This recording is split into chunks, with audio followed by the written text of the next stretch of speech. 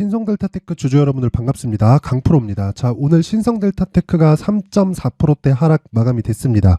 시가 대비해서 그쵸? 시가 정도에 끝났기 때문에 일단 양봉으로 마감이 됐지만 고가 대비해서 하락폭이 조금 나오다 보니까 스트레스를 받으시는 분들이 있을 것 같습니다. 근데 기본적인 내용에 대한 변화는 없습니다. 일단 기본적으로 오늘 이야기를 드릴 내용은 역배열 구간에 대한 이해를 다시 한번 상기시켜 드리고요. 그리고 무엇보다 제가 뷰를 바꿨는데 그 시각을 바꾼 이유에 대해서 다시 한번 이야기를 드리고 어느 정도 구간에서 다시 재매수 구간을 잡아야 되는지를 디테일하게 말씀을 드릴 테니까 영상 끝까지 시청하시고요. 그리고 구독과 좋아요, 무엇보다 이해가 안 되는 부분은 댓글로 남겨주시면 내용을 업데이트해서 올려드리도록 하겠습니다.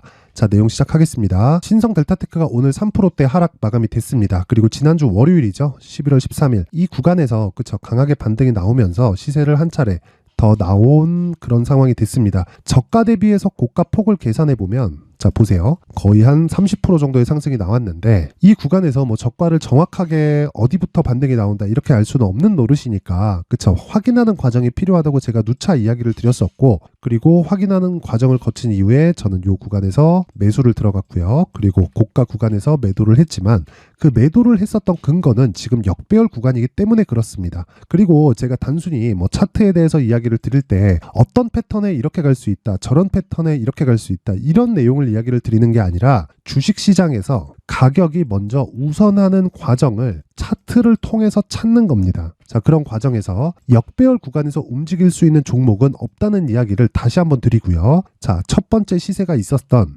초전도체 관련된 내용이 있었던 구간, 그쵸? 7월과 8월이죠. 그때 구간에 역배열 구간에서 어떤 식으로 정배열로 전환하면서 진행이 됐었는지를 다시 한번 체크를 하겠습니다.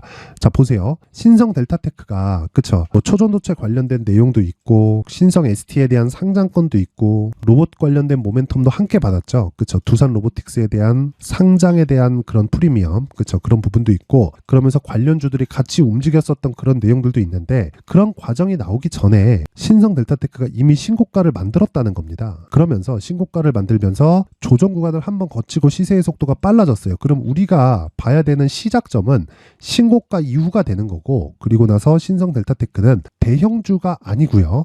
대형주가 뒤에서 받쳐주는 종목이 아니기 때문에 우리가 눌림목 매수를 하는 게 아니라 시세를 확인하고 들어가야 되는 그런 작업이 필요한데, 그런 작업의 첫 번째 시작점은 여기가 아니라 여기입니다. 그쵸? 근데 상한가 같죠? 요 날이 끝입니다. 요 날 장중에 매매하거나 요 날 장중에 매매하는 게 끝입니다. 자, 그럼 보세요. 역배열 구간에 62평을 돌파하니까 다시 내려오죠. 그러면서 다시 상승하는 과정에서 정배열로 전환되는 그런 구간이 있죠. 자, 그렇다는 건 이 내용은 지금으로 봤을 때는 지금 주가가 돌파 구간이 발생을 하더라도 다시 내려올 수 있고, 내려오는 과정에서 횡보하는 과정을 거쳐야 그 다음에 추가 상승이 나올 수 있다는 내용입니다. 이게 패턴에 대한 부분이 아니라 주식시장에서 움직이는 과정은요, 무조건 신고가를 만들어야 되고, 신고가를 만들기 전에 사전에 내가 체크를 해야 되기 때문에 뭘 해야 된다? 정배열 구간을 먼저 체크하자. 그러면 지금은 시세가 시작하는 구간일 수도 있고 아닐 수도 있지만, 그쵸? 정배열을 만들기 위해서는 최소한 평균치가 빠져나가야 되죠. 62평의 기울기가 낮춰져야 된다는 겁니다. 이게 패턴에 대한 이야기가 아니라 우리가 계산해 볼 수 있는 내용이라는 거고, 고가에 대한 폭이 빠지는 게 어느 정도까지인지를 보시면 되는 거예요. 자, 보세요. 6만 원대 가격이 있었던 8월 그리고 10월 초 요 구간이 빠지려면 최소한 한 달, 한 달 반, 그쵸? 요 정도의 시간이 필요하다는 겁니다. 그랬을 때 62평이 저항으로 작용하지 않는다는 건데, 이걸 뒤집어서 생각을 해보면 주가가 높아지면요, 20일 이동평균선에 가격대가 좁혀지는, 그쵸, 저가를 찍고 반등하는 상황이 나오려면 여기 발생했었던 고가가, 그쵸, 여기 발생했었던 고가가 다시 낮아지는 구간까지 내가 기다려야 된다는 거예요. 그러면 보세요. 지금 올라가서 저항을 받는 건 62평인데 돌파할 수도 있죠. 돌파하면 다시 내려옵니다. 그랬을 때는 내가 매수를 한다, 안 한다? 안 한다. 그럼 두 가지 조건이 생겼죠. 62평에 대한 고가가 빠져 내려왔을 때, 그러려면 두 달을 기다려야 되니까 이건 패스하고, 22평이 끌어올라가면서 여기 62평에 대한 돌파 구간을 내가 잡을 수 있었을 때, 그쵸? 그 구간은 어떻게 됩니까? 22평에 대한 고가가 빠지면서 이 저가가 올라오기 시작하는 그 시작점이 걸린다는 거죠. 그 시작점이 오히려 더 짧다. 어느 정도의 기간이에요? 대략 한 2주 반 정도 된다. 한 3주 정도 된다. 그쵸? 3주가 지나면 그리고 가격대가 버티고 있다면 그쵸? 저가가 올라오는 상황이 되고 이평선의 배열도는 바뀌게 됩니다. 바뀌게. 그때까지 주가가 버텨줄 수 있는, 즉 앞으로 평균 2주 정도의 횡보 구간을 만들어줄 수 있는 내용이에요. 과거를 가지고 앞을 보는 게 아니라 내가 종목을 매수해서 보유하고 물리는 상황에서 언제 더 살까를 체크하는 게 아니라 기본적으로 정배열은 예상해 볼 수 있는 내용이라서 이 얘기를 드리는 겁니다. 그러면 지금 우리는 매수해야 돼요, 안 돼요? 그쵸? 안 되는 겁니다. 하지만 지난 금요일 날 제 생각보다 주가가 훨씬 더 강했습니다. 그리고 저는 정확하게 44,500원에 매도를 하고 나왔는데 그 과정에서 제가 진행을 했었던 내용은 자 보세요. 11월 16일 지난주 목요일이죠. 그리고 11월 15일 지난주 수요일입니다. 자 내용 확인할게요. 장중의 내용부터 확인해 보겠습니다. 여기는 강프로의 무료 소통방이고요. 지금 500분이서 함께하고 있고 시초가, 그쵸? 신고가 매매를 진행하면서 시초가 매매를 함께 진행하고 있고요. 모든 종목은 신고가 매매만 진행을 합니다. 그쵸? 물론 신성 델타테크도 신고가 구간인 적이 있었지만 지금은 조정 구간에 들어섰고요. 여기서 끌어올려지지 못하면 매매하기가 어렵습니다. 근데 끌어올리는 과정까지 우리가 어떻게 계산을 해야 되는지를 보자는 겁니다. 그래서 수익을 극대화시킬 수 있는 걸 떠나서 손실을 막자. 그 부분을 이야기를 드리는 거고 그 내용을 확인해 보면 이렇게 진행이 된다는 겁니다. 자 보세요. 11월 15일 신성델타테크 36,150원에서 장중 매매 들어간다. 어제까지 하락 확인했고요. 오늘 35,000원 지지 확인됐다. 단기 공략 기준으로 진행하고 예정 매도 단가 39,004만원으로 구간으로 설정하겠습니다. 그러면서 제가 매수를 들어간 거고 이때 가격이 36,150원이었습니다. 그쵸? 바로 매수를 진행한 내용이 이 밑에 나오죠. 자, 그리고 나서 제가 바로 VI를 들어가는 그런 상황이 나오는데 9시 46분 보세요. 상승세가 바로 나오니까 그쵸? 매도 가격 4만원 고정 변경 시 다시 코멘트합니다. 바로 이야기를 드리고 고정 매도가를 취소하죠. 10시 24분에 그쵸? 이러면서 그쵸? 다음에 나오는 추가 시세가 나오지만 저는 정확하게 62평에 기준한 가격에서 할인해서 주가를 보유 관점을 풀고 그냥 매도를 합니다. 자 보세요. 11월 16일 수능날이죠. 수능날인데 장시작 전 그쵸? 신성 델타테크 장시작 전 매도 주문 44,500원에 진행이 되고요. 기술적 최대치는 5만원이지만 다 먹으려다 물려서 고생한다. 고가 대비 10% 할인해서 가격 잡고 오늘 이후 신성 델타테크는 쳐다도 보지 않겠다. 이렇게 이야기를 드린 겁니다. 근데 이런 과정에서 정말 집중해서 보셔야 될 거는 시각이 바뀌었을 때는 인정을 해야 된다는 겁니다. 제가 인정하잖아요. 그쵸?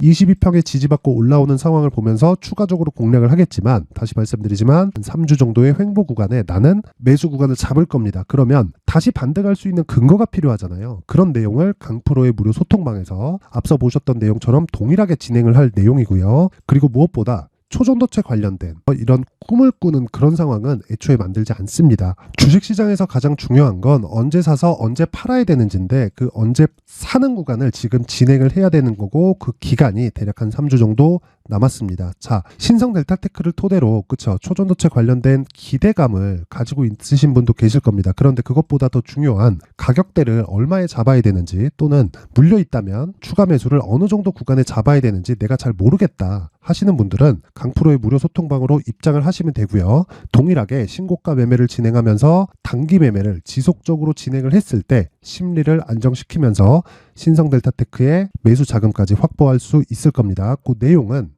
영상 상단에 있는 전화번호로 참여라고 문자를 보내주시는 분들에 한해서만 제가 강프로의 무료 소통방 입장 링크를 순차적으로 공유를 해드리도록 하겠고요. 무엇보다 내가 신성 델타테크를 토대로 그쵸? 가격을 어떻게 잡았는지 그런 부분이 궁금하다 하시는 분들은 제가 여기 말씀드리는 신성 델타테크의 가격 그리고 단기 보유 전략에 대해서 준비를 해놨고요. 무엇보다 이 단기 보유 전략은 다시 말씀드리지만 2주 안에 내가 수익을 보고 나올 수 있는 가격대를 의미를 하고요.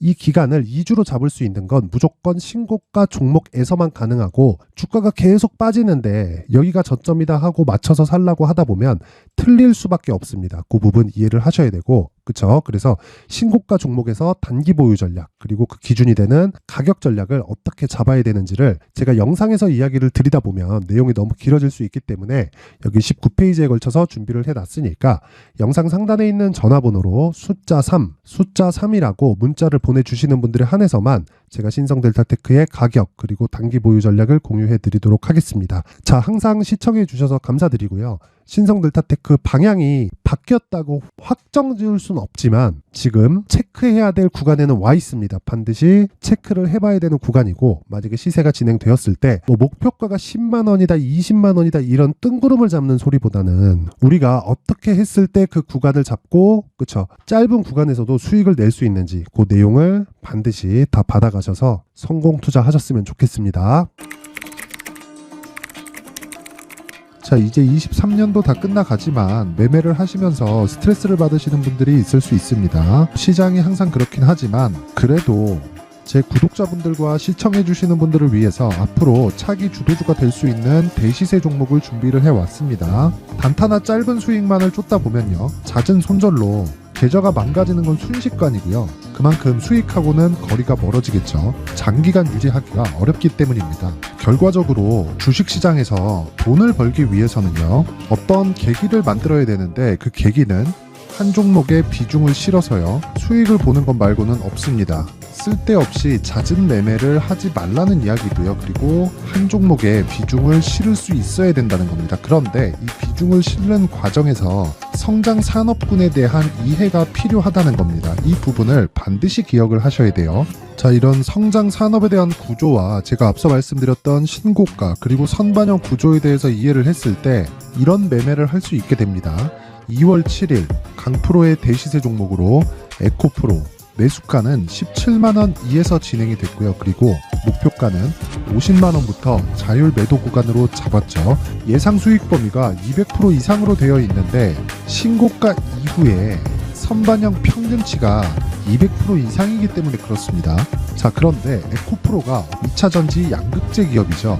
2차전지 양극재는 친환경이라는 범주 안에 속해 있다고 보시면 됩니다. 근데 제가 항상 이야기를 드리죠. 시세는 항상 연결된다고요. 앞으로 나올 대시세 종목도 이런 친환경이라는 성장 산업군에 포함되어 있어야 됩니다. 자, 이런 성장 산업군에 포함되어 있는 걸 확인한다면 이 내용처럼 세 가지의 공통점을 가지고 있습니다. 1년에 많은 종목이 발생하지 않고요. 그리고 세력들의 장기간 매집 구간이 확인돼야 되고, 그리고 상승하기 시작하면 평균적으로 3개월 정도의 상승 구간을 보이기는 하지만 제가 2개월이라고 작성을 해온 건 한 가지 내용 때문입니다. 한 달은 확인하는 과정이 필요하기 때문입니다. 이게 무슨 얘기냐면 성장 산업에 대한 부분 그리고 이런 공통점, 여기다가 기술적인 내용을 다 포함을 시키더라도 절대적으로 가격이 우선적으로 반영이 되는 것이기 때문입니다. 에코프로도 마찬가지예요. 장기간 하락하면서 최악의 국면을 거쳐왔고요. 이 구간에서 먼저 하락을 했다는 건 앞서 말씀드렸던 내용처럼 고가에 대한 부분이 아니라 저가, 즉 나쁜 부분을 반영한 이후에 신고가를 발생을 시켰다는 건 앞으로 좋을 부분을 반영이 되고 있다는 거죠. 그런데 본격적인 시세는 신고가 이후라고 말씀을 드렸고 지금은 매물 소화 과정을 보내고 있습니다. 앞서 말씀드린 대로 가격 먼저 분석을 끝냈죠. 그리고 나서는 정부 정책의 방향과 맞는지를 체크를 해야 되는 겁니다. 2023년 대시세 종목인 에코프로도요, 정부 정책의 방향에 맞는 종목이라고 볼 수 있겠죠. 물론 이런 종목들도요, 신고가 이후에 시세를 낸다는 건 반드시 기억하고 있어야 됩니다. 자, 이런 내용을 토대로 23년 상반기 에코프로와 같은 대시세 종목을 준비를 해왔습니다. 자, 하반기 대시세 종목은 영상 상단의 전화번호로 대시세라고 문자를 보내주시는 분들에 한해서만 공유해드리도록 할 테니까 영상 상단의 전화번호 확인해서 하반기 대시세 종목으로 큰 수익 내셨으면 좋겠습니다.